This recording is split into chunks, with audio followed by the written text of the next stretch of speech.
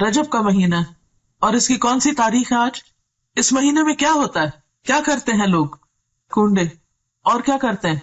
روزہ رکھتے ہیں اور ساری رات جاگتے ہیں، اور کیا کرتے ہیں؟ آتش بازی بھی کرتے ہیں، نفل پڑھتے ہیں، قبرستان جاتے ہیں. آپ کو تو بہت معلومات ہے ماشاءاللہ. پوریاں بناتے ہیں، حلوہ پوری، حلوہ کھاتے بھی ہیں، سیر کو بھی جاتے ہیں، کھاتے پیتے بھی ہیں، عبادت بھی کرتے ہیں، اور قربانی بھی کرتے ہیں، اور مردوں کی عید بھی کہتے ہیں، حضرت امام جعفر کا ختم کرتے ہیں، اور کیا کرتے ہیں؟ بس اتنا کچھ. پورا منتھ روزہ رکھتے ہیں. تو آپ کے ان جوابات سے یہ معلوم ہوتا ہے کہ آپ ماشاءاللہ بہت کچھ جانتے ہیں رجب کے بارے میں پہلے سے ہی. تو کافی ہے اتنا جاننا، یا مزید بھی کچھ جاننا چاہیے؟ کیا معلوم اس سے علاوہ بھی کچھ کرنے کا کام ہو؟ تو بات یہ ہے کہ ضروری نہیں کہ جو کچھ لوگ کرتے ہوں وہ سب ٹھیک ہی ہو اور اس کے پیچھے کوئی دلیل ہی ہو اور وہ دین کا حصہ ہو. بہت سے لوگ بہت کچھ اس لیے کرتے ہیں کہ لوگ کر رہے ہیں، ان کے دائیں بائیں یہ سب کچھ ہو رہا ہے. وہ براہ راست کوئی علم حاصل نہیں کرتے، وہ کسی چیز کو جانتے نہیں، بس سنی سنائی پہ یقین کرتے ہیں. یا پھر کیا کہتے ہیں کہ ہمارے آباء و اجداد یہ سب کیا کرتے تھے، اور کیا ہمارے والدین غلط ہو سکتے ہیں؟ تو بات یہ ہے کہ ضروری نہیں کہ جو کام والدین کرتے ہوں یا جو چیز ہمارے آس پاس ہو رہی ہو یا جسے لوگ بہت اہمیت دے رہے ہوں وہ واقعی بہت اہم ہو. ہمیں دیکھنا یہ ہوگا کہ کوئی بھی کام جو ہم کرتے ہیں اور خاص طور پر جسے عبادت سمجھ کر کرتے ہیں اور جسے خاص اہمیت دیتے ہیں اس کی حقیقت کیا ہے. اس وقت میں رجب اور شب معراج کا پمفلٹ جو اسلام آباد الہدیٰ نے چھاپا ہے اس کو فالو کروں گی، اور آپ لوگ بھی اپنے سامنے ٹیکسٹ کھول سکتے ہیں تاکہ ساتھ ساتھ آپ دیکھتے بھی جائیں جو میں بول رہی ہوں. اور ہو سکتا ہے کہ آپ کو بھی کسی کو پڑھ کر سنانا پڑے تو آپ کو پھر پروننسیشن ٹھیک ہونا چاہیے. جو الفاظ میں کوٹ کر رہی ہوں اس میں عربک کے خاص طور پر ان کو صحیح طور پر ادا کرنا آنا چاہیے. اور پھر سب سے بڑی بات یہ کہ جب دلیل انسان صرف کانوں سے سنتا نہیں آنکھوں سے دیکھتا بھی ہے تو یقین کا درجہ بڑھ جاتا ہے، عین الیقین ہو جاتا ہے. رجب اور شب معراج. رجب اسلامی کیلنڈر کے حرمت والے مہینوں میں سے ایک ہے جسے رجب المرجب بھی کہتے ہیں. رسول اللہ صلی اللہ علیہ وسلم نے فرمایا سال 12 مہینوں کا ہے جن میں سے 4 حرمت والے ہیں، 3 پے در پے یعنی ایک کے بعد ایک، اور وہ کیا ہے؟ ذوالقعدہ، ذوالحجہ اور محرم، اور رجب جو جمادی الاخر اور شعبان کے درمیان ہے. یہ صحیح بخاری کی حدیث ہے، کتاب بدء الخلق. تو اس سے پتہ چلتا ہے کہ مہینوں کی تعداد اور مہینوں کی گنتی جو ہے یہ اللہ تعالیٰ نے مقرر فرمائی ہے، اور ان میں سے 4 کو حرمت والا بنایا ہے. حرمت والے کا مطلب کیا ہے؟ احترام والا، قابل احترام، کہ جب یہ مہینے شروع ہو تو کسی قسم کی لڑائی جھگڑا فساد نہ کیا جائے، قتل و غارت نہ کی جائے، ہر طرف امن امان ہو. عربی میں رجبہ کا معنی ہے تعظیم کرنا، اور مرجب معظم کے معنوں میں آتا ہے یعنی عظمت والا. اس کو رجب مضر بھی کہتے ہیں. مضر عربوں کے ایک قبیلے کا نام ہے جس نے دور جاہلیت میں خاص طور پر اس ماہ کی حرمت کا اہتمام کیا، یعنی وہ اس مہینے کو بہت اہمیت دیا کرتے تھے. اسی نسبت کی بنا پر اسے ان سے منسوب کر دیا گیا. اسلام سے قبل دور جاہلیت میں قتل و غارت عربوں کا مشغلہ تھا، لیکن جو ہی حرمت والے مہینے آتے تو ہتھیار اتار دیتے، یعنی لڑنا جھگڑنا بند کر دیتے.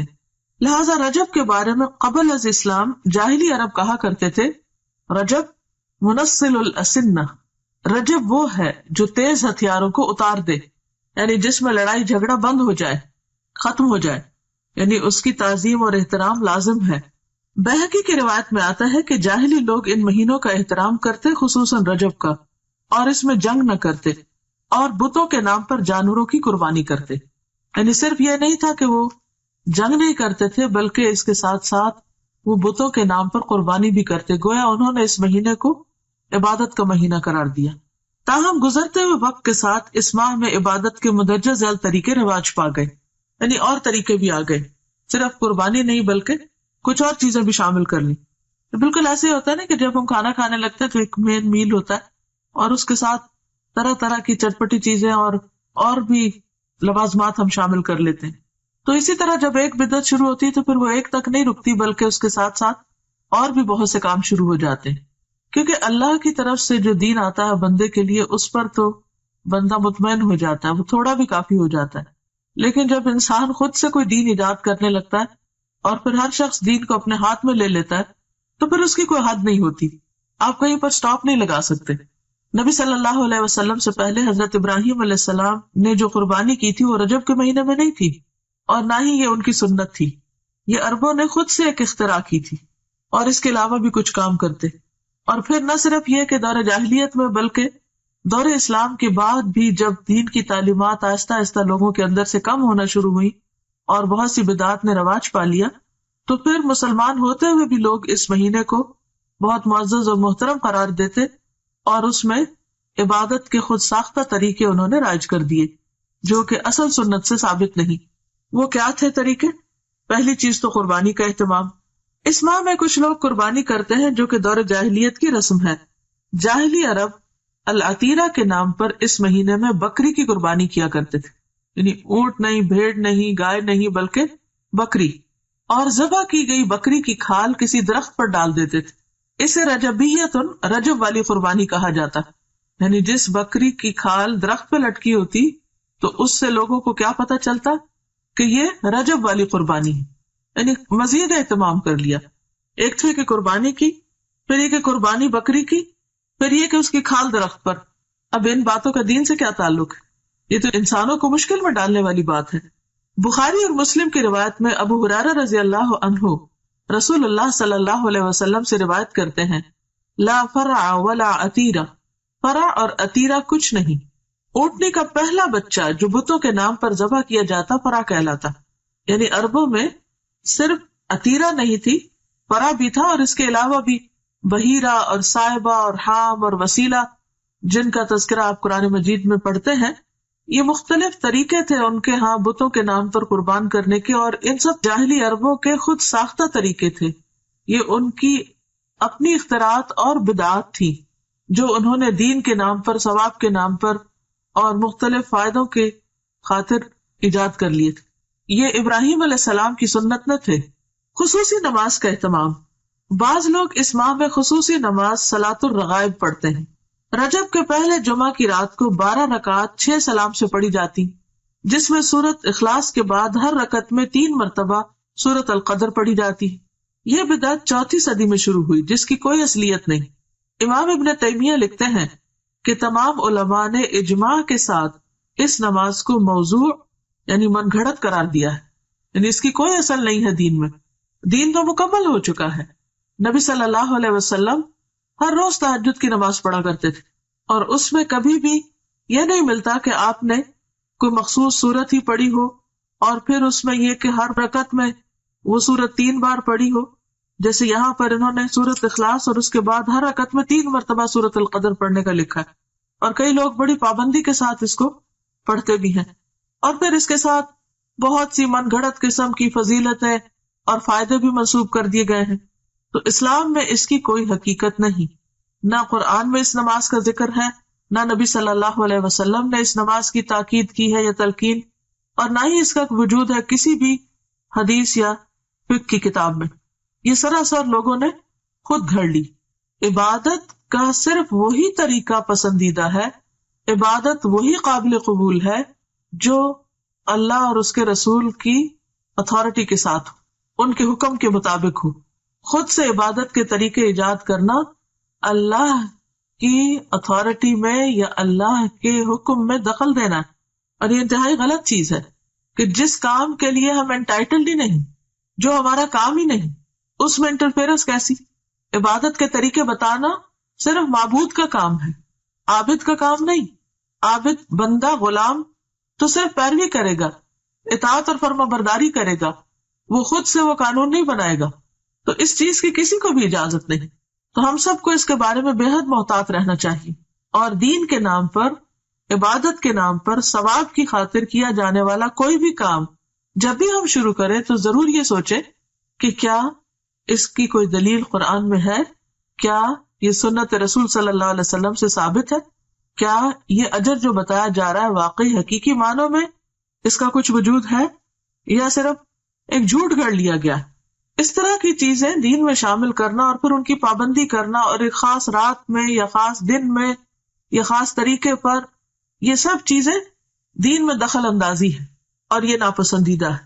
آپ سوچئے کہ اگر آپ مثلاً کہیں پر کوئی قانون بنا رہے ہیں یا پالیسیز بنا رہے ہیں یا کسی بھی قسم کا کوئی ڈسپلن کام کر رہے ہیں، اور ایک وہ شخص جس کا اس سے کوئی تعلق نہیں معاملے سے، وہ بیچ میں آ کر اپنی ایک کلاس ڈال دے، اپنی طرف سے کوئی چیز لوگوں کو اس کی پابندی کروانا شروع کر دے، تو یہ جرم ہوگا. ایک یہ دوسرے کی ٹیریٹری میں مداخلت ہوگی کہ آپ کو جس کام پہ اپوائنٹ نہیں کیا گیا. یا پھر یہ کہ مثلاً اگر کسی کو کسی خاص قانون کی پابندی کروانے کے لیے کہا گیا اور وہ اس قانون کے ساتھ کچھ اور قانون اپنی طرف سے بھی شامل کر دے جس کی اس کو اجازت نہ ہو، اس کے پاس کوئی اتھارٹی نہ ہو، کوئی سند نہ ہو، تو یہ طریقہ انتہائی معیوب ہے. تو دین کے معاملے میں بھی ہمیں نہایت سمجھداری سے کام لینا چاہیے اور دین کو بس اتنا ہی رکھنا چاہیے کہ جتنا وہ ہے یا جتنا ہمیں دے دیا گیا ہے. اگر ہم کچھ چیزیں اپنی طرف سے شامل کریں گے تو ایسا کرنا دین کو بوجھل بنانا ہوگا، مشکل بنانا ہوگا اور لوگوں کے لیے زندگی کو دوبر کرنے کے مترادف ہوگا. اور یہ انتہائی ناپسندیدہ بات ہے، کیونکہ ہمارے لیے اتنا ہی دین کافی ہے جتنا ہمیں اللہ اور اس کے رسول صلی اللہ علیہ وسلم نے دے دیا. اس کی پابندی بھی ہم پہ بڑی بھاری ہوتی ہے، کہاں یہ کہ ہم ایکسٹرا چیزیں شروع کر دیں. پھر عمرہ کا اہتمام. لوگ اس ماہ میں خصوصی طور پر عمرہ کا اہتمام بھی کرتے ہیں، جبکہ قرآن اور حدیث سے اس بات کا کوئی ثبوت نہیں ملتا کہ آپ صلی اللہ علیہ وسلم نے اس ماہ میں عمرہ ادا کیا ہو. بلکہ حضرت عائشہ رضی اللہ تعالیٰ عنہا نے ایک موقع پر اس کی تردید بھی کی ہے. عروہ بن زبیر سے روایت ہے کہ میں نے عائشہ رضی اللہ تعالیٰ عنہا سے اس کے بارے میں پوچھا تو فرمایا ما اعتمر رسول اللہ صلی اللہ علیہ وسلم فی رجب قط. صحیح بخاری. رسول اللہ صلی اللہ علیہ وسلم نے رجب میں کبھی بھی عمرہ ادا نہ فرمایا. تو اس لیے اگر کوئی ویسے اپنے عمرہ ٹرپ پہ جا رہا ہے تو ضرور جائے، نیکی کا کام ہے، لیکن خاص طور پر رجب کے مہینے کو مخصوص کرنا اور پھر سال بھر انتظار کرنا کہ رجب آئے گا تو ہم پھر عمرہ کرنے جائیں گے، یہ غلط بات ہوگی. یا یہ سوچ کر کہ یہ نبی صلی اللہ علیہ وسلم کی سنت کی پیروی ہے تو یہ بھی غلط ہوگا.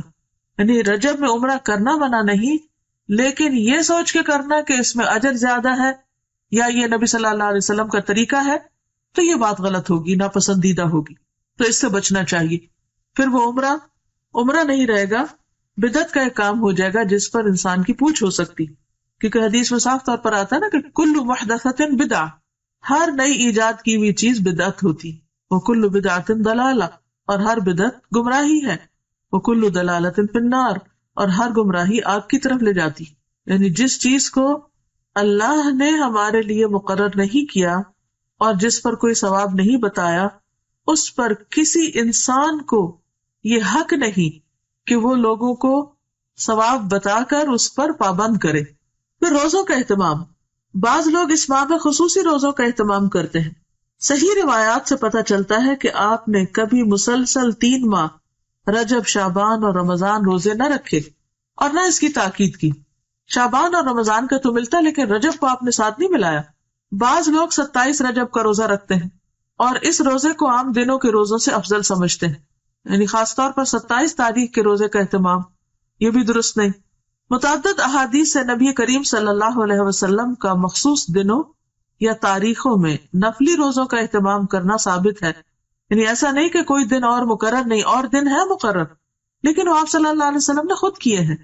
آپ کے بعد کسی اور کو اجازت نہیں کہ وہ لوگوں کے لیے دن مخصوص کر دے کہ اس دن لازمی روزہ رکھنا ہوگا اور اس کا ثواب زیادہ ہوگا. متعدد احادیث سے نبی کریم صلی اللہ علیہ وسلم کا مخصوص دنوں یا تاریخوں میں نفلی روزوں کا اہتمام کرنا ثابت ہے، جیسا کہ ایام 20 میں ہر قمری مہینے کی 13، 14، 15 تاریخ. 20 ان کو اس لیے کہتے ہیں کہ یہ چاند کی وہ راتیں ہوتی ہیں جس میں ہر طرف چاندنی پھیلی ہوئی ہوتی ہے اور ہر چیز سفید نظر آتی ہے ایک طرح سے، تو 20 جو ہے ابیت سے. یا ہر سوموار اور جمعرات کو، یہ بھی مسنون ہے کیونکہ آپ نے اس کا اہتمام کیا. ذوالحجہ کے ابتدائی عشرے میں پہلے 10 دن یعنی 9، 10 محرم کو ابتدائی عشرے میں، یعنی اس کا مطلب نہیں کہ 10 تاریخ تک، 10ویں تاریخ کو تو عید ہوتی ہے، یعنی 9 تاریخ تک مراد ہے. 9، 10 محرم کو یا پھر کثرت سے ماہ شعبان میں.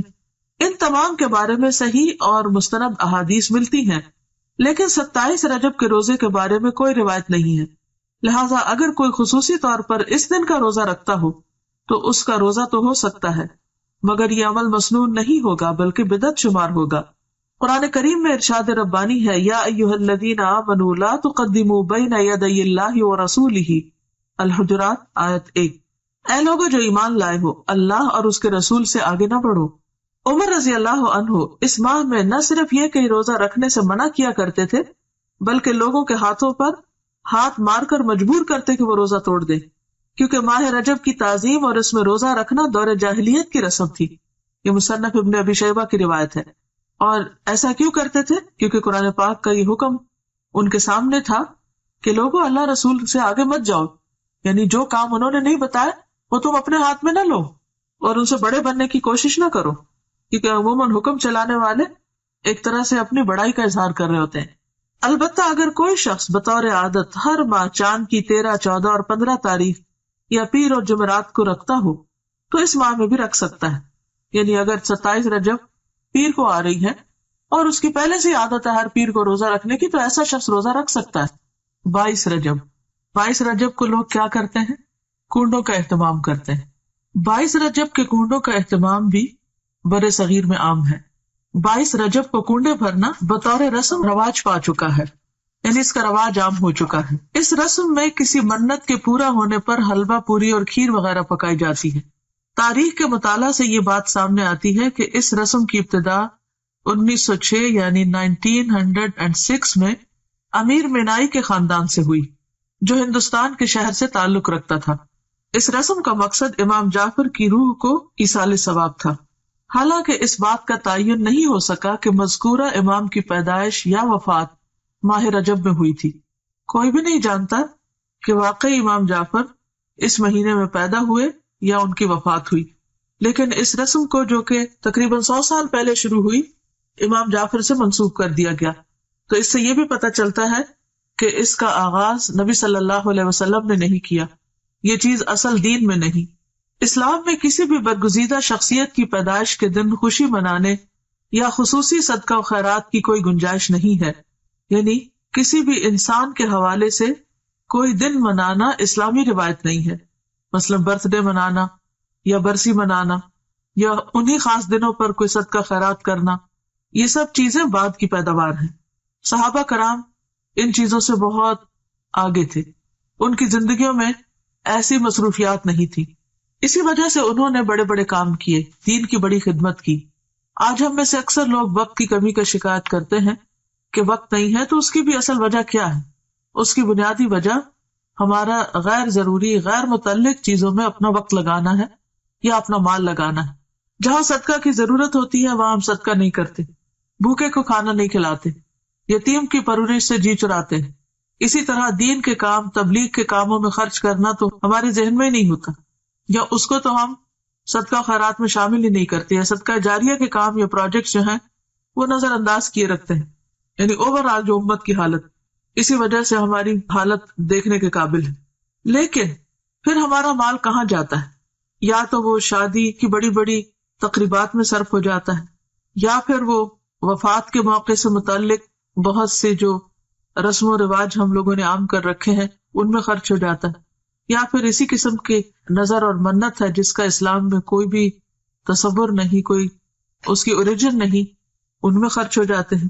ایک قول ہے کہ البدعۃ تمیت السنہ، بدعت جو ہے وہ سنت کو ختم کر دیتی، سنت کی موت ہے، یعنی کوئی بھی سنت رواج نہیں پا سکتی اگر کہیں پر بدعت چھائی ہوئی ہو۔ تو یہ عام سمجھ میں آنے والی کامن سینس کی بات ہے کہ اگر آپ اپنے وقت کو یا اپنی جگہ کو یا اپنے کسی بھی کام کو غیر ضروری چیزوں سے اسٹف کر دیں گے، بھر دیں گے، اور غیر متعلقہ چیزیں اس میں کرنے لگیں گے، تو جو اصل چیز ہے یا اہم کام ہے وہ نہیں ہو سکے گا۔ مثلاً اگر اپنے اہم وقت میں، پرائم ٹائم میں آپ فضول باتیں کرتے رہیں، ادھر ادھر گھومتے پھرتے رہیں، تو آپ کا نماز کا وقت نکل جائے گا۔ اسی طرح اگر آپ اپنے صدقہ خیرات کو غیر ضروری چیزوں پر لگا دیں گے تو ضروری چیزوں پر خرچ کرنے کے لیے آپ کے پاس مال نہیں رہے گا۔ اسی طرح اگر آپ کی دلچسپیاں صرف انٹرٹینمنٹ میں لگ گئی تو آپ کے پاس وقت نہیں رہے گا کہ آپ کوئی سنجیدہ کام کر سکیں۔ تو بات یہ ہے کہ اسلام میں کسی بھی برگزیدہ شخصیت کی پیدائش کے دن خوشی منانے یا خصوصی صدقہ خیرات کی کوئی گنجائش نہیں ہے۔ علاوہ ازیں کنڈوں کا نہ قرآن و سنت میں ذکر ہے، نہ ہی صحابہ کرام، تابعین یا تبع تابعین کے زمانے میں اس کا کوئی ثبوت ملتا ہے، یعنی ان لوگوں کے ہاں اس کا کوئی کانسیپٹ ہے ہی نہیں۔ تو جو چیز قرآن و سنت سے ثابت نہیں، اس کے کرنے پر کوئی اجر و ثواب بھی نہیں۔ اور اگر ہم بعد میں کوئی ایسی چیز ایجاد کرتے ہیں اور اجر و ثواب کی نیت سے کرتے ہیں تو وہ بدعت میں شمار ہوگا، اس کے فائدے کی بجائے گناہ ہوگا. لہٰذا ایسی چیزوں سے بچنا ضروری ہے. اصل دین کیا ہے؟ ہمارے ذہن میں واضح ہونا چاہیے کہ اصل دین کیا ہے. اصل دین وہ ہے جو اللہ تعالیٰ نے محمد صلی اللہ علیہ وسلم کے ذریعے ہم تک پہنچایا، یعنی دین اللہ کی اطاعت و فرمانبرداری، اس کے احکامات کے آگے سر تسلیم خم کرنے اور محمد صلی اللہ علیہ وسلم کی سنت پر عمل کرنے کا نام ہے. ارشاد ربانی ہے، الیوم اکملت لکم دینکم واتممت علیکم نعمتی ورضیت لکم الاسلام دینا. المائدہ 3. آج میں نے تمہارے لیے تمہارا دین مکمل کر دیا اور تم پر اپنی نعمت تمام کر دی اور تمہارے لیے دین اسلام کو پسند کر لیا.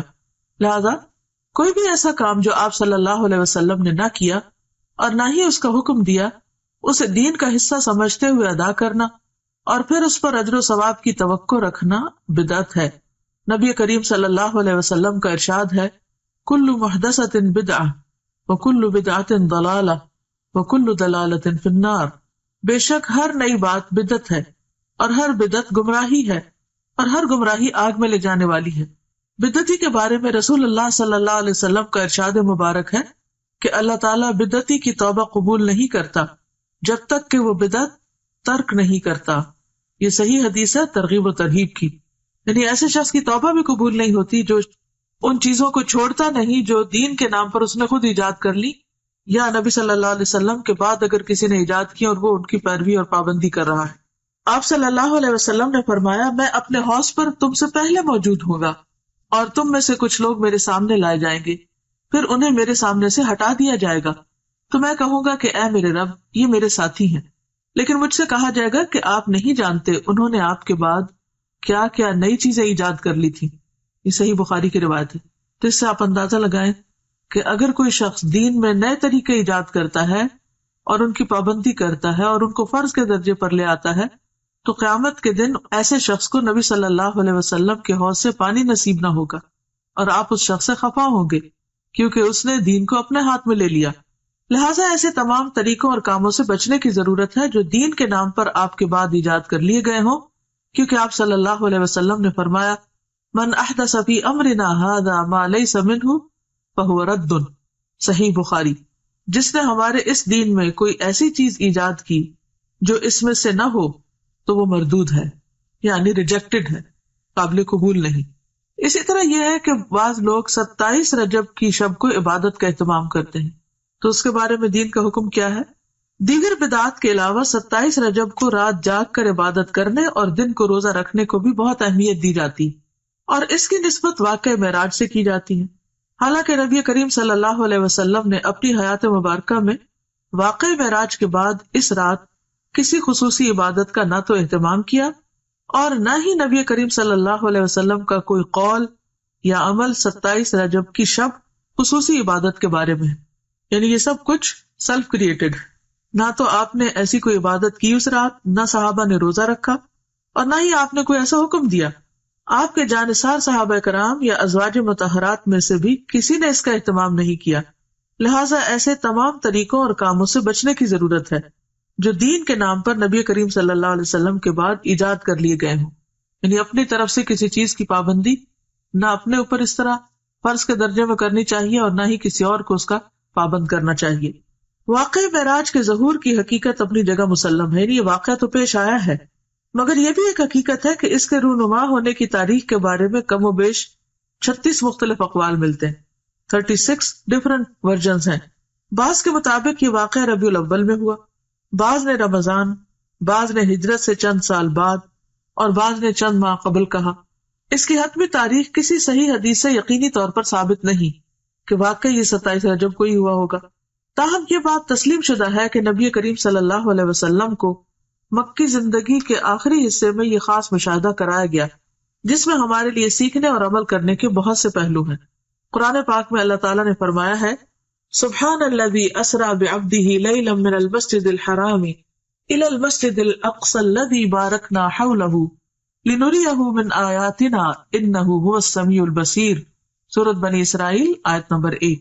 پاک ہے وہ ذات جو اپنے بندے کو ایک رات میں مسجد الحرام سے مسجد اقصی تک لے گیا جس کے آس پاس ہم نے برکت رکھی ہے، یعنی اس علاقے میں اللہ نے برکتیں نازل کی ہیں تاکہ ہم اسے اپنی بعض نشانیاں دکھائیں، یقیناً وہ خوب سننے والا اور خوب دیکھنے والا ہے۔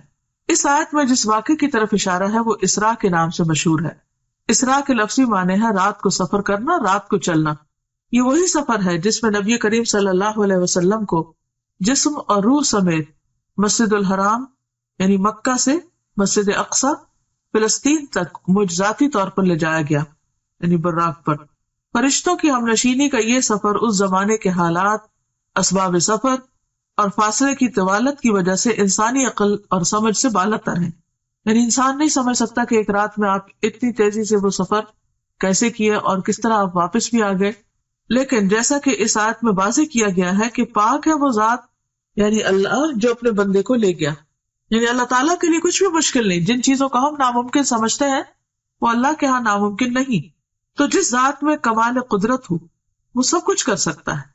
اس حیرت انگیز اور ایمان افروز سفر کی تفاصیل بخاری اور مسلم سمیت احادیث کی دیگر کتب میں موجود ہیں۔ تو اب ہم اس کے بارے میں پڑھیں گے کہ یہ واقعہ کیسے رونما ہوا۔ بعض روایات کے مطابق 27 رجب کی شب کو نبی صلی اللہ علیہ وسلم معراج پر تشریف لے گئے۔ اگرچہ اس کے بارے میں اختلاف ہے لیکن پھر بھی عام طور پر غالب گمان یہی ہے کہ آپ اسی شب کو تشریف لے گئے تھے۔ تو آئیے تھوڑا سا اس بارے میں دیکھ لیتے ہیں کہ آپ نے اللہ سبحانہ وتعالیٰ کی کون کون سی نشانیاں دیکھی، کیا کیا چیزیں مشاہدہ فرمائیں اور ان میں ہمارے لیے کیا سبق ہے۔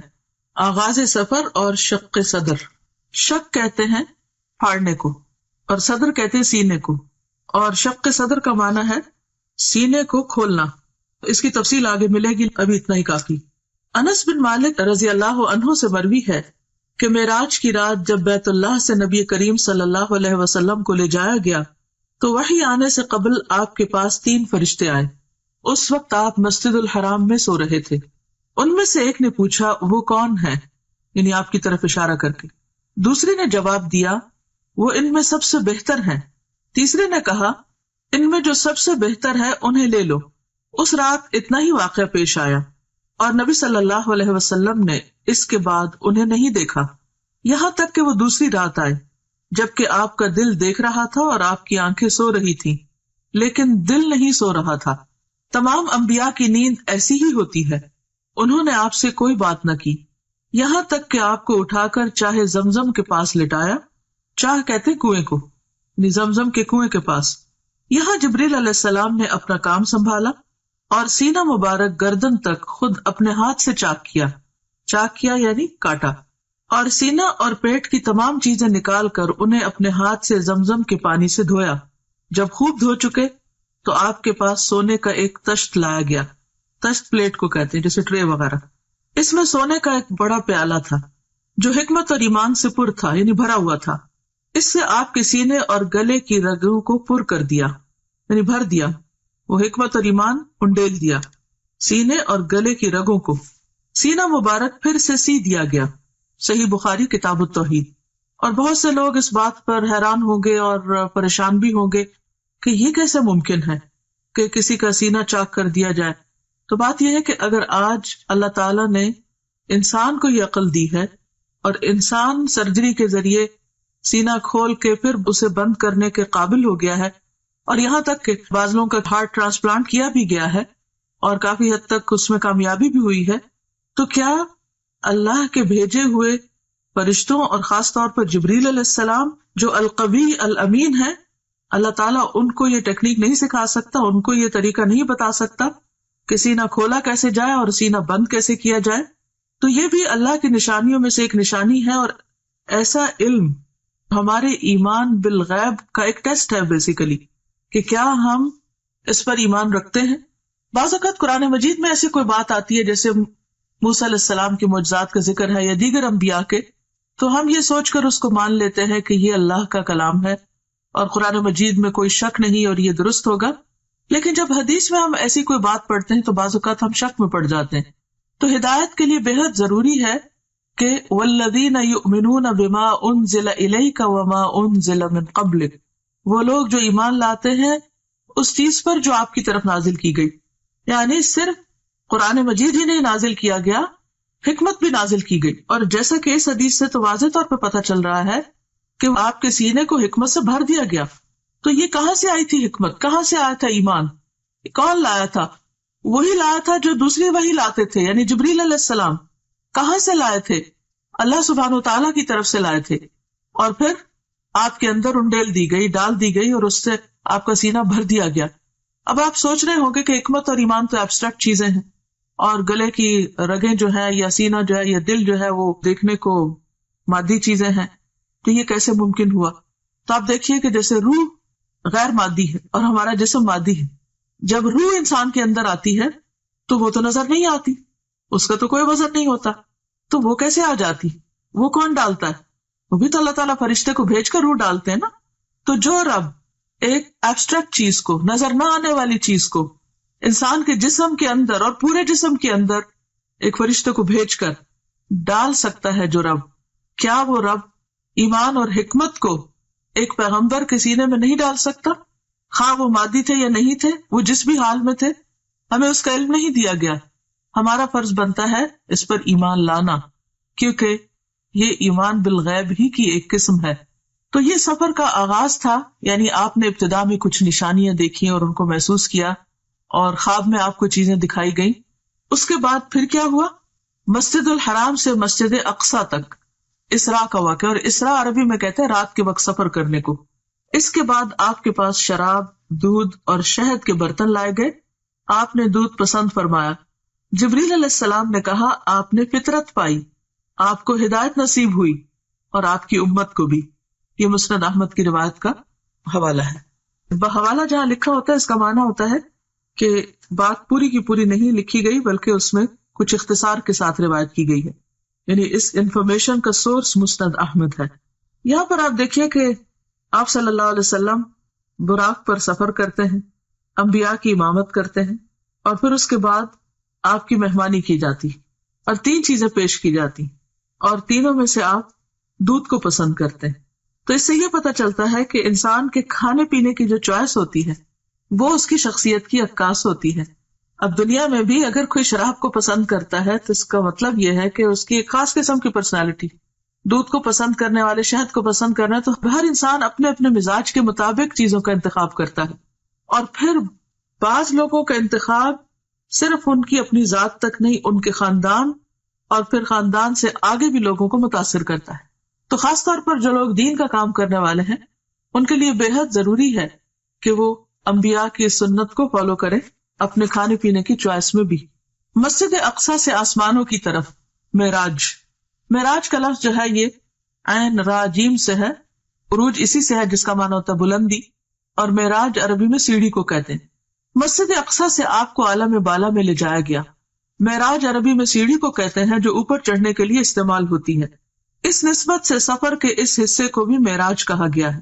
بیشتر مفسرین کے نزدیک سورۃ النجم کی درج ذیل آیات واقع معراج کی دلیل ہے. سورۃ النجم آیت 13-18 یعنی 13 سے 18 تک. وَلَقَدْ رَآهُ نَزْلَةً أُخْرَى عِنْدَ سِدْرَةِ الْمُنْتَهَى عِنْدَهَا جَنَّةُ الْمَأْوَى إِذْ يَغْشَى السِّدْرَةَ مَا يَغْشَى مَا زَاغَ الْبَصَرُ وَمَا طَغَى لَقَدْ رَأَى مِنْ آيَاتِ رَبِّهِ الْكُبْرَى. اور ایک مرتبہ پھر اس نے سدرۃ المنتہا کے پاس اس کو اترتے دیکھا. کس نے کس کو دیکھا؟ محمد صلی اللہ علیہ وسلم نے جبریل علیہ السلام کو دیکھا. اس کا مطلب یہ کہ آپ سدرۃ المنتہا تک تشریف لے گئے، جہاں پاس ہی جنت المأوا ہے. سدرہ کہتے ہیں بیری کے درخت کو. اس وقت سدرہ پر چھا رہا تھا جو کچھ چھا رہا تھا، یعنی نور وغیرہ. اس کی وضاحت یہاں نہیں کی گئی لیکن مراد یہی ہے. نہ نگاہ چندھیائی نہ حد سے متجاوز ہوئی، یعنی نہ نگاہ چندھیائی. چندھیائی کا مطلب یہ ہے کہ جب ہم مثلا سورج کی طرف دیکھتے ہیں تو ہماری آنکھیں کیسے ہو جاتی ہیں، ایک دم ہم سکویز کرنے لگتے ہیں آنکھوں کو. یہ چندھیانا ہوتا ہے، یعنی پوری طرح آنکھ کھول کے نہ دیکھنا. تو نہ نگاہ چندھیائی نہ حد سے متجاوز ہوئی، یعنی جہاں تک دیکھنے کا حکم تھا وہیں تک ٹھہری رہی، اس سے آگے نہیں گئی. اور اس نے یعنی محمد صلی اللہ علیہ وسلم نے اپنے رب کی بڑی بڑی نشانیاں دیکھی. تو یہ آیات اس بات پر دلیل ہے کہ آپ صلی اللہ علیہ وسلم اس رات صرف مسجد اقصیٰ تک نہیں بلکہ آسمانوں پر تشریف لے گئے، اور صرف آسمانوں تک نہیں سدرۃ المنتہا تک گئے، اور وہاں تک تشریف لے گئے جہاں نہ کوئی انسان گیا، نہ کوئی جن اور نہ کوئی فرشتہ۔ مندرجہ بالا آیات میں نبی کریم صلی اللہ علیہ وسلم کے آسمانوں کی طرف جانے اور سدرۃ المنتہا اور اس کے آس پاس کی چیزوں کو دیکھنے کا ثبوت ملتا ہے۔ سفر آسمان، مسجد اقصی میں تمام انبیاء کی امامت کے بعد سواری کے لیے براق پیش کیا گیا۔ آپ دوبارہ اس پر سوار ہو کر پہلے آسمان تک گئے۔ جبریل علیہ السلام نے آسمان کا دروازہ کھلوایا، فرشتوں کی طرف سے پوچھا گیا کون ہے؟ جبریل علیہ السلام نے فرمایا میں جبریل ہوں۔ پوچھا گیا ساتھ کون ہے؟ بتایا گیا محمد صلی اللہ علیہ وسلم ہے۔ پوچھا گیا ان کو پیغام الہی دے کر بھیجا گیا ہے؟ جبریل علیہ السلام نے کہا ہاں۔ تب اندر والے فرشتے نے سن کر کہا مرحبا، آپ بہت اچھے آئے۔ آپ فرماتے ہیں میں وہاں پہنچا تو آدم موجود تھے علیہ السلام۔ اس سے کیا بات پتہ چلتی کہ کسی کے گھر میں داخل ہونے سے پہلے، کسی کے خاص علاقے میں داخل ہونے سے پہلے دروازہ کھٹکھٹانا، اپنا نام بتانا، اجازت ملنا اور پھر داخل ہونا، یہ ہے صحیح طریقہ۔ اور اس وقت آپ دیکھیے کہ آسمان کے جو فرشتے ہیں وہ صرف یہ سن کر نہیں دروازہ کھول دیتے کہ جبریل موجود ہے، حالانکہ جبریل علیہ السلام کی قدردانی آسمانوں میں بھی اور زمین پر بھی۔ اس کے باوجود جب وہ کہتے ہیں میں جبریل ہوں تو وہ یہ نہیں کہتے دھڑ سے دروازہ کھول دینے، پوچھتے ہیں کہ ساتھ کون ہے؟ اور ساتھ کون ہے؟ سب انسانوں میں سے عظیم چنے ہوئے انسان، بتایا گیا محمد صلی اللہ علیہ وسلم۔ اب اتنا کہنے پر بھی دروازہ نہیں کھلتا۔ پوچھتے ہیں کہ کیا ان کو پیغام الہی دے کر بھیجا گیا؟ کیا اللہ تعالیٰ نے بلایا ہے؟ جبریل نے کہا ہاں۔ تب فرشتے نے سن کر کہا مرحبا۔ اس سے یہ پتہ چلتا ہے کہ فرشتے کس قدر امانت دار ہیں، کس قدر ڈیوٹیفل ہیں، ان کو جو کہا گیا ہے وہی کرتے ہیں۔ یفعلون ما یؤمرون۔ اچھا ہمارا حال کیا ہوتا ہے کہ ہم فوراً ایکسائٹمنٹ میں اپنی حدود سے آگے بڑھ جاتے ہیں۔ اچھا فلاں، بس فلاں کے لیے تو کوئی قید ہی نہیں، کوئی حد ہی نہیں اور کوئی ریسٹرکشن ہی نہیں۔ دنیا میں آپ دیکھیے کہ جو VIP عام طور پر ہوتے ہیں یا مخصوص قسم کے لوگ ہوتے ہیں، بعض اوقات ان کے لیے کوئی قانون نہیں ہوتا اور سمجھتے کہ وہ ہر قانون سے بالا ہے اور وہ جہاں سے چاہے داخل ہو جائے اور جو چاہے کرے، اور اگر کسی کو روکا جائے تو وہ اس کو انا کا مسئلہ بھی بنا لیتا ہے کہ میری بے عزتی کی گئی ہے۔ لیکن یہاں پر آپ دیکھیے کہ جبریل علیہ السلام بھی اس قانون کی پابندی کرتے ہیں اور بہت آرام کے ساتھ جواب دیتے ہیں، اور پھر جتنا سوال پوچھا جاتا ہے اتنا ہی جواب دیتے ہیں، اور پھر نبی صلی اللہ علیہ وسلم کا تعارف کراتے ہیں، اور اس کے بعد دروازہ کھلتا ہے۔ جب دروازہ کھلتا ہے تو آپ صلی اللہ علیہ وسلم آدم علیہ السلام کو دیکھتے ہیں۔ جبریل نے کہا کہ یہ آپ کے باپ آدم ہیں۔ اس سے پتہ چلتا ہے کہ گائیڈڈ ٹور تھا اور جبریل علیہ السلام ساتھ ساتھ تعارف کرا رہے تھے۔ تو ہمارے سیکھنے کی بات یہ بھی ہے کہ ہمارے پاس اگر کوئی گیسٹ آئے یا ہم اس کو کوئی ٹور دلوا رہے ہوں تو اس کی رہنمائی بھی کرنی چاہیے کہ وہ کس سے مل رہا ہے، کہاں جا رہا ہے، کیونکہ ہم زیوم کر لیتے ہیں کہ خود ہی ٹھیک ہے، یا کثر نفسی سے کام لیتے ہیں کہ اچھا اب یہ کیا بتانا، تو یہ جب پوچھیں گے تو ہم بتا دیں گے، تو نہیں پوچھے تو نہ صحیح۔ اس میں ضروری حد تک معلومات دی جا رہی ہیں اور ساتھ یہ بھی بتایا جا رہا ہے کہ انہیں سلام کیجیے، حالانکہ نبی صلی اللہ علیہ وسلم سے بڑھ کر سلام کرنے والا کون تھا؟ تو نبی صلی اللہ علیہ وسلم فرماتے کہ میں نے انہیں سلام کیا تو آپ نے جواب دیا، یعنی آدم علیہ السلام نے، مرحبا فرزند صالح، نبی صالح، اور آپ کی نبوت کا اقرار کیا۔ یہ صحیح بخاری کی روایت ہے کتاب التوحید۔ حالانکہ عمر میں حضور صلی اللہ علیہ وسلم بعد میں آئے، یعنی آپ کے بچوں میں سے، تو بعض اوقات ہم بچوں سے ایکسپیکٹ کرتے ہیں کہ وہ ہمارا ادب کرے اور وہ ہمیں زیادہ اپریشیٹ کرے، لیکن آدم علیہ السلام خود آگے بڑھ کر مرحبا کہتے ہیں اور بہت محبت بھرے کلمات کہتے ہیں، فرزند صالح، نبی صالح، اور پھر آپ کی نبوت کو بھی مانتے ہیں۔ اس سے ایک بہت اچھی بات پتہ چلتی ہے کہ اگر بچے کبھی والدین سے زیادہ ترقی کر جائیں، مرتبے اور مقام میں، اسٹیٹس میں آگے بڑھ جائیں، تو اس صورت میں اس اسٹیٹس کو اکنالج کرنا، اولاد کو اپریشیٹ کرنا، ان کو ان کا مقام دینا، یہ بھی پیغمبرانہ اخلاق میں سے ہے۔ اور اس میں آپ دیکھیں کہ وہ انہیں صالح کہہ کے پکارتے ہیں، نیک۔ یہ کوئی خوشامد نہیں تھی یا کوئی جھوٹی تعریف نہیں تھی۔ اگر کسی کے اندر کوئی خوبی ہے تو اس خوبی کا ذکر کر دینا اخلاص کے ساتھ، اچھے آسن انداز میں، دوسرے کو اچھے لقب سے پکارنا، یہ بھی ایک بہترین اخلاق ہے۔ بعض اوقات جب کوئی چھوٹا ہوتا ہے نا عمر میں ہم سے، تو خواہ مرتبے میں بڑا بھی ہو تو ہم صرف نام لے لے کے پکارتے ہیں، یہ ظاہر کرنے کے لیے کہ ہم عمر میں بڑے ہیں یا ہم کسی بھی اعتبار سے بڑے ہیں، اور یہ تو چھوٹا ہے اگر اس کے اندر کوئی خوبی ہے بھی تو بھی اس کو اکنالج نہیں کرتے. مثلاً بعض اوقات ایسا ہوتا ہے کہ آپ کا کوئی شاگرد بہت ترقی کر جاتا ہے، علم حاصل کر کے بڑے مرتبے پہ پہنچ جاتا ہے، تو اب آپ اس کو یہ نہ سوچیں کہ چونکہ یہ میرا شاگرد ہے اس لیے زندگی بھر یہ میرے سے کم ہی رہے گا. نہیں، وہ آپ سے زیادہ بھی آگے جا سکتا ہے. تو ایسی صورت میں اس کے علم کو، اس کے تقویٰ کو یا کسی بھی چیز کو اکنالج کرنا جو ہے یہ بھی ضروری ہوتا ہے. ایک اور روایت ہے کہ آپ نے آسمان دنیا میں ایک بزرگ شخص کو بیٹھے دیکھا جس کے دائیں اور بائیں صرف کچھ صورتیں نظر آئیں. دائیں طرف دیکھتے تو وہ بزرگ ہنستے اور بائیں طرف دیکھتے تو روتے. میں نے جبریل سے پوچھا یہ کون ہے؟ تو جواب دیا گیا آدم ہے. یہ دوسری روایت میں آتا ہے. یہ دائیں جانب والی اور بائیں جانب والی صورتیں ان کی اولاد ہیں. دائیں طرف یعنی رائٹ ہینڈ والے جنتی ہیں اور بائیں طرف والے دوزخی ہیں، اس لیے ایک طرف دیکھ کر ہنستے ہیں اور دوسری طرف دیکھ کر روتے ہیں. یہ صحیح بخاری کی روایت ہے. اور پچھلی روایت اور اس میں کوئی کنٹراڈکشن نہیں ہے. پچھلی روایت جو ہے وہ مختصر ہے، جس میں آدم علیہ السلام کو دیکھتے ہیں تو آپ جبریل سلام کرنے کو کہتے ہیں. تو اس میں یہ ہے کہ شاید نبی صلی اللہ علیہ وسلم دور سے دیکھتے ہیں اور آدم علیہ السلام کے عمل کو دیکھ کر تھوڑے حیران ہوتے ہیں، تو جبریل علیہ السلام انہیں بتا دیتے ہیں اور جب وہاں پہنچتے ہیں تو پھر سلام کرنے کے لیے کہتے ہیں.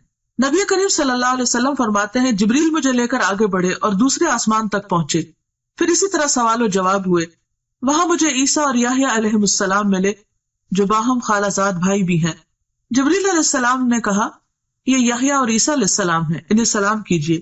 میں نے سلام کیا، دونوں نے جواب دیا. پھر کہا مرحبا برادر صالح اور نبی صالح، اور آپ کی نبوت کا اقرار کیا. پھر اسی طرح ان سے کچھ باتیں ہوئیں. صحیح بخاری کی روایت ہے. اس سے پتہ چلتا ہے کہ جس آسمان پہ بھی آپ جا رہے تھے وہاں سلام دعا ہو رہی تھی. اور یہی ہم مسلمانوں کا بھی شعار اور طریقہ ہونا چاہیے کہ جس سے بھی ملے تو پہلی چیز سلام دعا. اس کے بعد مجھے لے کر تیسرے آسمان کی طرف چڑھے اور دروازہ کھلوایا. پوچھا گیا کون؟ جبریل نے کہا میں ہوں. پوچھا گیا تمہارے ساتھ کون ہے؟ انہوں نے کہا محمد صلی اللہ علیہ وسلم. پوچھا گیا ان کے پاس پیغام الہی دے کر بھیجا گیا ہے؟ جبریل علیہ السلام نے کہا ہاں. فرشتوں نے یہ سن کر کہا مرحبا، آپ بہت اچھے آئے. دروازہ کھولا گیا. وہاں پہنچے تو دیکھا کہ وہاں یوسف علیہ السلام موجود ہے. جبریل علیہ السلام نے کہا یہ یوسف علیہ السلام ہے، سلام کہیے. میں نے سلام کیا، انہوں نے جواب دیا. انہوں نے کہا مرحبا برادر صالح اور نبی صالح، اور آپ کی نبوت کا اقرار کیا. ایک اور روایت میں ہے کہ آپ صلی اللہ علیہ وسلم نے فرمایا میں نے یوسف علیہ السلام کو دیکھا، اللہ نے حسن کا آدھا حصہ ان کو دیا تھا. صحیح مسلم کتاب الایمان. اس کے بعد جبریل علیہ السلام مجھے لے کر آگے بڑھے. چوتھے آسمان پر اسی طرح سوال و جواب ہوئے. ادریس علیہ السلام وہاں موجود تھے، سلام دعا ہوئی.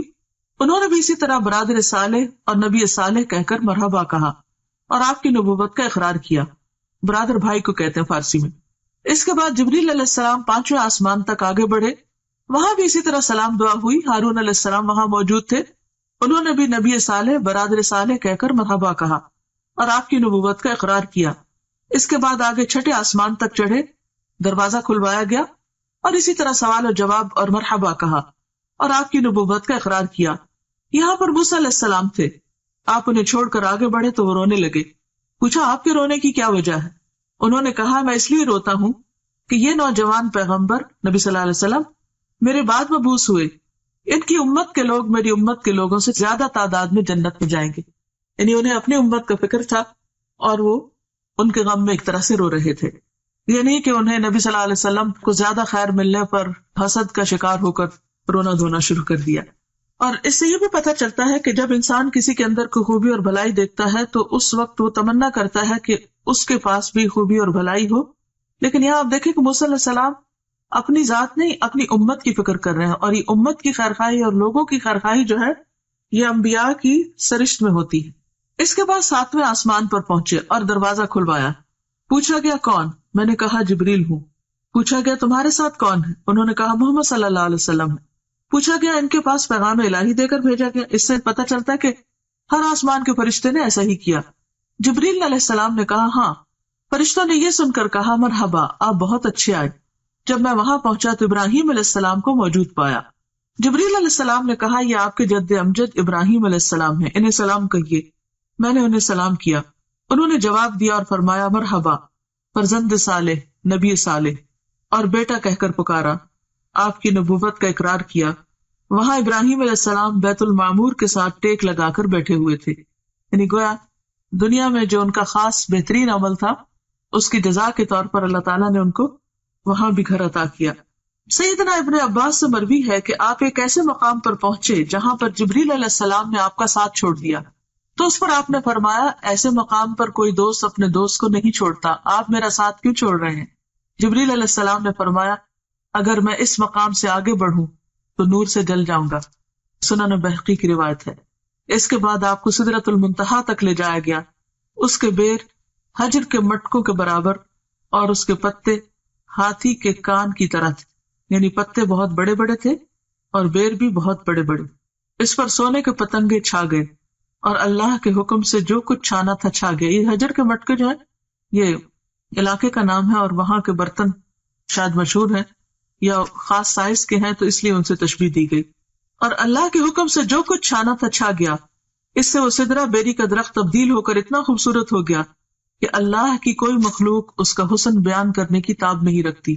آج بھی آپ دیکھیں کہ بعض لوگ درختوں کے آس پاس یا نیچے لائٹس لگا کر رکھتے ہیں۔ دن کے وقت تو درختوں کا اپنا ایک حسن ہوتا ہے، سورج کی روشنی میں بہت خوبصورت چمکتے ہوئے نظر آتے ہیں، لیکن رات کے وقت بعض اوقات درختوں کے اوپر لائٹیں لگائی ہوئی ہوتی ہیں یا بعض اوقات ان کے تنے کے بالکل نیچے زمین پر اس اینگل سے لائٹس لگائی جاتی ہیں کہ درختوں کا حسن دوبالا ہو۔ تو رات کے وقت بھی اگر آپ ان درختوں کو دیکھیں روشنی میں تو ان کا حسن اور طرح کا ہوتا ہے۔ تو یہاں پر یہ ہے کہ وہ جو بیری کا درخت تھا اس پر بھی خاص قسم کا نور اور روشنی اسے بے حد خوبصورت بنا رہی تھی۔ اس وقت اللہ تعالیٰ نے اپنے بندے کو وحی فرمائی اور آپ پر اور آپ کی امت پر 50 وقت کی نمازیں فرض کی۔ واپس آتے ہوئے موسیٰ علیہ السلام سے آپ کی ملاقات ہوئی تو دریافت کیا کہ آپ کو کیا حکم ملا؟ آپ نے جواب دیا ایک دن رات میں مجھ پر اور میری امت پر 50 نمازیں فرض کی گئی۔ موسیٰ علیہ السلام نے کہا آپ کی امت ایک دن رات میں 50 نمازیں نہ پڑھ سکے گی، میں بنی اسرائیل کا خوب تجربہ کر چکا ہوں، آپ کمی کی درخواست لے کر اپنے رب کے پاس جائیں۔ موسیٰ علیہ السلام کے فرمانے پر آپ اللہ کے پاس واپس گئے اور کمی کی درخواست کی۔ اللہ تعالیٰ نے آپ کی درخواست کو قبول فرما کر 10 نمازوں کی تخفیف فرمائی۔ اس کے بعد آپ موسیٰ علیہ السلام کے پاس آئے تو انہوں نے پوچھا کیا ہوا؟ آپ نے کہا کہ 10 نمازوں کی کمی کر دی گئی۔ یہ سن کر موسیٰ علیہ السلام نے فرمایا اب پھر واپس جائیے اور تخفیف یعنی کمی کی درخواست کیجیے۔ آپ واپس گئے اور اللہ تعالیٰ سے تخفیف کی درخواست کی۔ اللہ تعالیٰ نے اس کے بعد 10 نمازوں کی کمی کر دی۔ یوں آپ کی موسیٰ علیہ السلام اور اللہ تعالیٰ کے درمیان آمد و رفت جاری رہی، یعنی بیک اینڈ فورتھ آتے جاتے رہے، یہاں تک کہ اللہ تعالیٰ نے 5 نمازیں کر دی۔ اس کے بعد آپ پھر واپس آئے تو موسیٰ علیہ السلام نے کہا جاؤ اور کمی کراؤ۔ آپ نے کہا اب مجھے شرم آتی ہے، جو اللہ تعالیٰ نے فرض کیا ہے اس پر راضی ہوں۔ آپ نے فرمایا جب میں وہاں سے واپس آیا تو ایک پکارنے والے نے پکار کر کہا میں نے اپنا فرض پورا کر دیا اور بندوں کے لیے تخفیف کر دی، یہ 5 نمازیں اجر میں 50 کے برابر ہوں گی۔ بخاری۔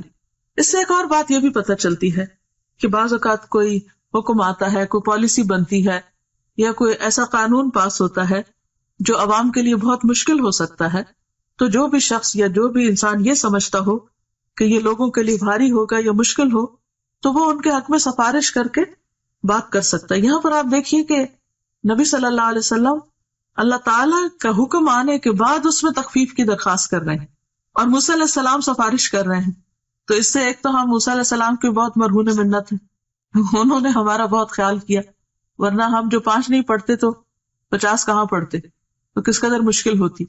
اور پھر دوسری طرف یہ ہے کہ نبی صلی اللہ علیہ وسلم بھی اللہ سبحانہ وتعالیٰ کے پاس جا کر بار بار عرض کرتے ہیں، اور اللہ سبحانہ وتعالیٰ اپنے بندوں پر اس قدر مہربان ہے کہ 5 کرنے کے باوجود اجر 50 ہی کا رکھا۔ یہ ہے اس کی رحمت۔ دنیا میں کوئی بادشاہ ایسی عنایت نہیں کر سکتا کہ اگر کسی کو 50 گھنٹے کے لیے ہائر کیا ہے اور وہ 5 گھنٹے کام کرنا چاہے تو اجرت 50 گھنٹے کی دے۔ اس کے علاوہ چند اور مشاہدات دیگر کتب میں مذکور ہیں۔ سورۃ البقرہ کی آخری 2 آیات بھی عرش کے خزانے سے عطا کی گئیں، یعنی اسی موقع پر جب نمازوں کا حکم دیا گیا۔ نہر کوثر اور جنت کا مشاہدہ۔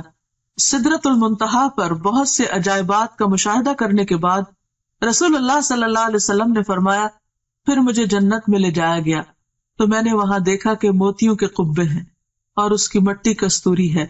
کستوری خوشبو کا نام ہے جو ہرن کی ناف سے نکلتی ہے، بہترین قیمتی قسم کی خوشبو ہے۔